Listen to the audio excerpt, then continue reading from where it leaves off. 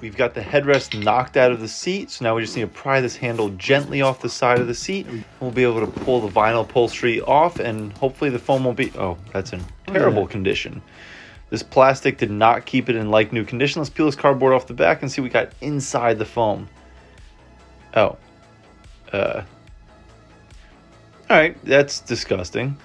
Alright, so we'll peel this foam off, and then the next steps will be to wire wheel and paint and lube up all the joints and moving parts of this frame, and also disassemble the bottom part. Thanks for watching, and follow along.